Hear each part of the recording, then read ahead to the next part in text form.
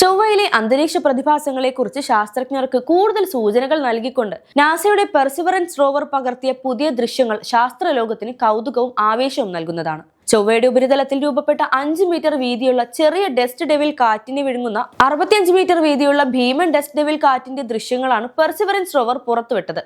ചെറിയ കാറ്റ് വലിയ കാറ്റിന്റെ കരവലയത്തിൽപ്പെട്ട് ഇല്ലാതാകുന്ന അവിശ്വസനീയ കാഴ്ചകളാണ് പെർസിവറൻസ് റോവറിലെ ക്യാമറ പകർത്തിയത്. ചൂടുള്ള ഉപരിതലത്തിൽ നിന്നും വായു പെട്ടെന്ന് ഉയർന്ന് മുകളിലുള്ള തണുത്ത വായുവുമായി കൂടിച്ചേർന്ന് ചുഴലിക്കാറ്റുകൾക്ക് സമാനമായി രൂപപ്പെടുന്നതിനെയാണ് ഡസ്റ്റ് ഡെവിൽ കാറ്റുകൾ എന്ന് അറിയപ്പെടുന്നത്. ഇതത്ര അപകടകാരികളൊന്നുമല്ല. ഭൂമിയിലും ചൊവ്വയിലും ഇത്തരത്തിലുള്ള ഡസ്റ്റ് ഡെവിൽ കാറ്റുകൾ രൂപം കൊള്ളാറുണ്ട്. 2012 നാസയുടെ MRO പകർത്തിയ ദൃശ്യങ്ങൾക്കനുസരിച്ച് 210 അടി വീതിയുള്ളതും 12 മൈൽ ഉയരമുള്ളതുമായ ഒരു വലിയ ചുഴലിക്കാറ്റ് ചൊവ്വയിൽ പ്രത്യക്ഷപ്പെട്ടിരുന്നു. അതിനോട് സാമ്യമുള്ള കാഴ്ചകളാണ് ഇപ്പോഴത്തെ ദൃശ്യങ്ങളും നൽകുന്നത്.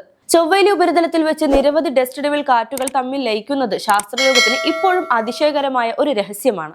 ചൊവ്വയിലെ അന്തരീക്ഷ പ്രവണതകളെ മനസ്സിലാക്കുന്നതിനായി ശാസ്ത്രജ്ഞർ ഈ കാറ്റുകൾ കൂടുതൽ നിരീക്ഷിക്കുന്നുമുണ്ട്. ഇത്തരത്തിൽ ഭൂമിയിൽ കാണപ്പെടുന്ന ഡസ്റ്റ് ഡെവിൽ കാറ്റുകൾക്ക് ദൈർഘ്യം തീരെ കുറവായിരിക്കും. ഭൂമിയിൽ അവയ്ക്ക് സെക്കൻഡുകൾ മുതൽ കുറച്ച് മിനിറ്റുകൾ വരെ ആയിരിക്കും ആയുസ് ഉണ്ടാവുക. എന്നാൽ ചൊവ്വയിൽ ഡസ്റ്റ് ഡെവിൽ കാറ്റുകൾ താരതമ്യേന വളരെ ശക്തിയേറിയതാണ്. ഇതിന്റെ ചൊവ്വയിലെ ആയുസ് ഏകദേശം 10 മിനിറ്റിലും അതിനു മുകളിലുമാകാറുണ്ട്.